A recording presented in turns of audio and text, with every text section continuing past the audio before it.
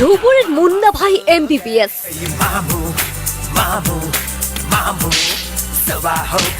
মুন্না ভাই ৰছিদুৰ ৰহমানৰ বিৰুদ্ধে গোচৰ ৰুজু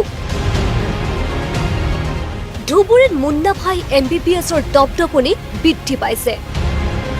ধুবুৰীৰ পৰা অল্টাৰনেটিভ মেডিচিনৰ ওপৰত MBBS কৰাৰ উপৰি বহিৰাজ্য পশ্চিমবংগ বিহাৰ আদিৰ পৰা বিভিন্ন ডিগ্ৰীধাৰী প্ৰমাণপত্ৰ আনি ধুবুৰী এখন কুৰ্গ হেল্থ মেডিকেলত চেম্বাৰ খুলি 300 টকা ভিজিট লৈ ৰোগী চোৱা চিতা কৰি আহিছে এইজন চিকিৎসকে নাম ৰছিদুৰ ৰহমান পিছে জিলা উপায়ুক্তৰ ৰাজহুৱা অভিযোগৰ ভিত্তিত ঘটনাৰ তদন্ত কৰিবলৈ নিৰ্দেশ দিয়ে কাৰ্যবাহী দণ্ডাধীশ বৃষ্টিন বৰুৱাক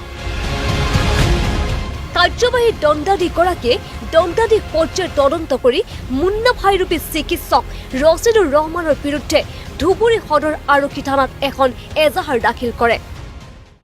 আসলতে FIR এখন দিছে আমাৰ এছিষ্টেণ্ট কমিশনাৰ ধুবুৰী বৃষ্টিন বৰুৱা তেখেতে এলিগেশ্যন দিছে যে ৰছিদুৰ ৰহমান বুলি এজন ডক্টৰ হিচাপে তেওঁ প্ৰেক্টিছ কৰি আছে কিন্তু প্ৰকৃততে তেওঁ ডক্টৰ নহয় তো FIR আমাৰ থানাত দিছে এখেতে আৰু আমি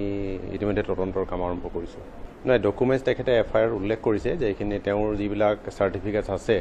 সেইবিলাক ভুৱা বুলি আমি তদন্ত কৰিছোঁহে আৰম্ভ জাষ্ট অলপ আগতে FIRখন দিছে কাৰ্যবাহী দণ্ডাধীশগৰাকীয়ে শুকুৰবাৰে এজাহাৰ দাখিল কৰিলেও ধুবুৰী আৰক্ষীয়ে এতিয়ালৈ গ্ৰেপ্তাৰ কৰা নাই মুন্না ভাইৰূপী চিকিৎসকজনক অৱশ্যে এজাহাৰৰ ভিত্তিত তদন্ত চলি আছে বুলি উল্লেখ কৰে ধুবুৰী জিলা অতিৰিক্ত আৰক্ষী অধীক্ষক গুণেন্দ্ৰ ডেকাই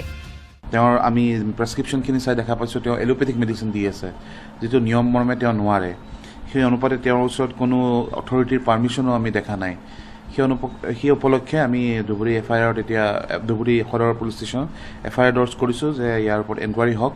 আৰু যথোপযুক্ত বিহিত ব্যৱস্থা লোৱা হওক ভুৱা চিকিৎসকে চিকিৎসা চলাই থকাৰ বিৰুদ্ধে প্ৰশাসনে কঠোৰ ব্যৱস্থা লোৱাৰ দাবী কৰিছে স্থানীয় লোকে